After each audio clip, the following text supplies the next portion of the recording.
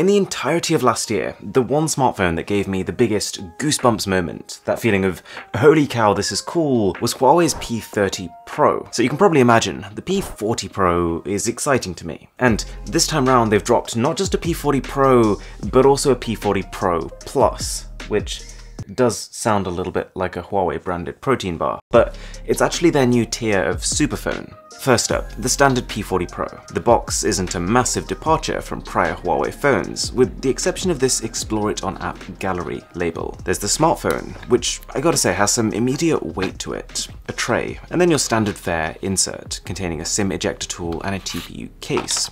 It's simple, very lightly textured on the inside, with a little Huawei logo on the bottom corner. The rest of the unboxing experience is very familiar. Huawei's 40-watt supercharger, a USB-C cable, and a pair of reasonably capable wired earphones.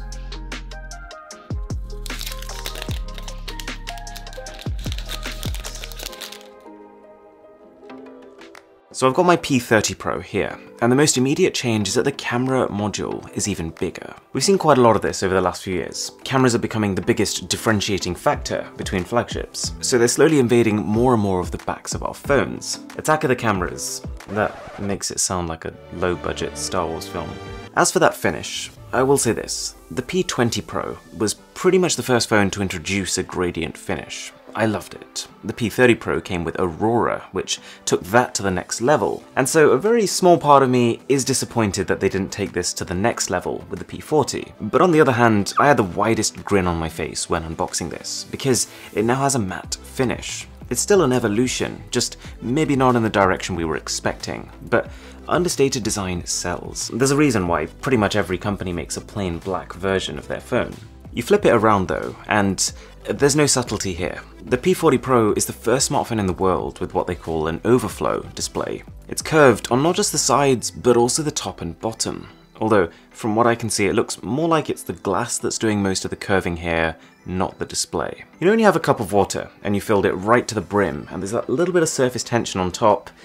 Yeah, that's kind of what this screen reminds me of. And it's a good display. I remember my first thought being just, wow, that's a clean, bright panel. But about an hour later I noticed something. It is minor, but I just can't unsee it. There's quite an unusual lack of symmetry here.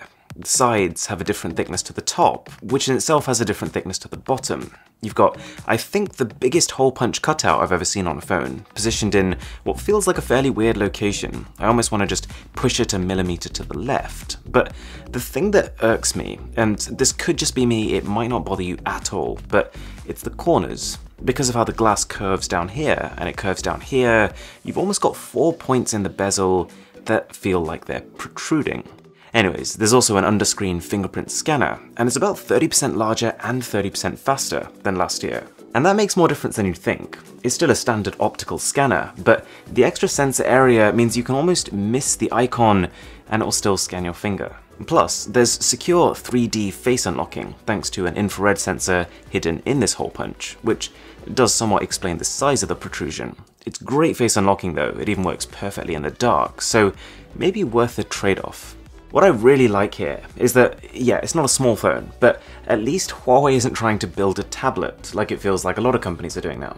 It's got a 6.58-inch OLED display, and with its narrow sides, I'd say it's more manageable than Samsung's S20 Plus and S20 Ultra, with quite an unusual screen resolution of 2640 by 1200. That sits somewhere between Full HD Plus and Quad HD Plus, so it's not the sharpest screen out there, but I'm someone who tends to keep their phone running at full HD anyways, so it definitely feels sharp enough. And you probably wouldn't want to use this on Quad HD Plus, even if it was an option. The phone already has a 90Hz refresh rate to improve screen fluidity, and not the biggest battery at 4200 mAh, so adding an ultra high resolution on top of that might be pushing it a step too far.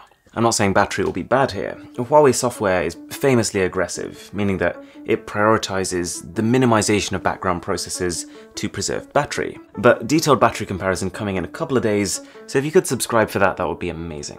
Now, Huawei has always paid attention to their cameras, and if the size of the module wasn't already indication enough, the P40 Pro and Pro Plus, which I'll get to, are no exception. In fact, in a way, I'd say this is their biggest jump yet. When it comes to cameras, the central component is the sensor, and for the most part, a larger sensor equals better photos. So last year, the Huawei P30 Pro brought in an almost market-leading sensor size. Samsung then leapfrogged that this year with their S20 Ultra, but now the P40 Pro has just one-upped that. It's a 50 megapixel main camera, which I realize is not that helpful a figure, but Huawei said it will capture the kind of detail that will mean each photo can tell multiple stories at once. That you could crop into any part of a shot and see enough detail that it will stand alone in its own right. In practice, I'm not sold on that angle, but what I can say is that whilst it might not be number one in this race for pixels, from the time I've spent with it so far, I think this takes the best photos I've ever seen on a phone. Within 5 minutes of testing it, I'd come to that conclusion, and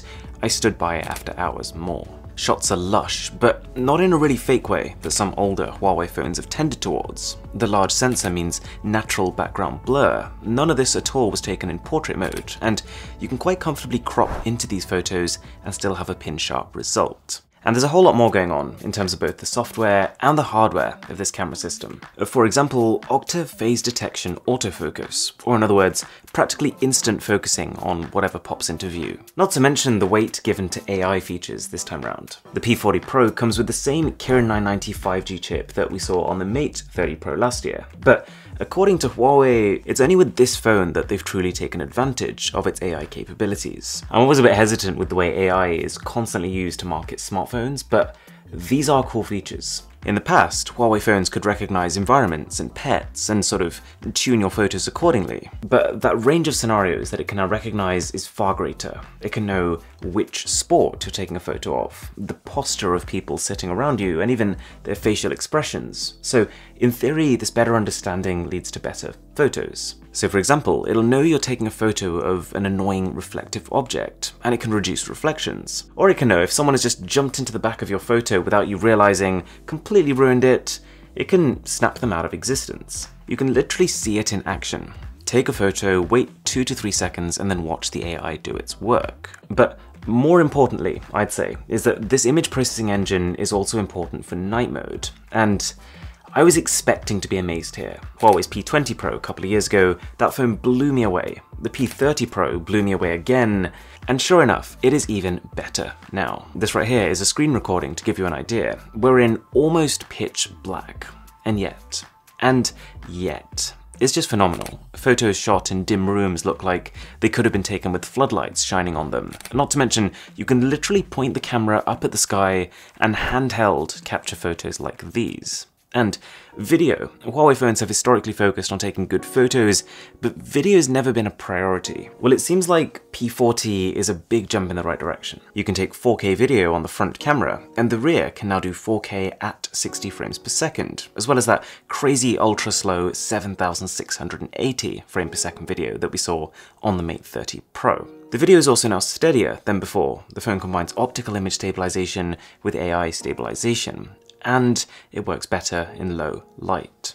As someone who gets excited about cameras, this has been a fun few days, but I almost feel like there's a more important trend going on with this phone. So the way it works with most flagships is you have one amazing primary camera, but then all the other cameras on the phone, the ultra-wide, the telephoto, your front cameras, they all kind of play second fiddle to this. You feel this noticeable drop in quality when switching between them, and this is something Huawei has absolutely nailed. As well as that main 50 megapixel camera, you get a 32 megapixel dual front-facing camera, which is definitely the best I've ever seen from the company. This was taken with the sun directly behind me, and this was taken in a dimly lit room, and you can still crop in and see details. There's a high-end 40 megapixel ultra-wide camera, a time-of-flight camera for depth detection, and the telephoto camera is even better than last year's. It has 5 times optical zoom with better stabilization and a much better sensor. So more than ever, it doesn't feel like your camera system has a weak link, if that makes sense. Although I'll save any detailed comparisons for a separate video coming very soon. Now, that telephoto camera serves as a pretty perfect segue to talk about the elephant in the room, because yes, this time around Huawei has a P40, a P40 Pro, but also a P40 Pro Plus. It's a strategy we're just starting to see this year. Have a normal flagship, have a Pro flagship, and then have like an Ultra level flagship, because or because it makes more profit. Take a look at Samsung. There'll be a whole load of consumers that are drawn into buying a Galaxy S20 because it does have amazing specs for £800 here in the UK, but a portion of those people will then start comparing it to the S20 Plus and the S20 Ultra, and before they know it have convinced themselves that they're actually willing to pay 50% more to get those extra features. The Ultra gives the least value for money out of the entire S20 lineup, but it's the best-selling model. So, with that in mind, the P40 Pro Plus takes the P40 Pro and dials a couple of things up to the next level. That quad camera setup, for example, now becomes a penta.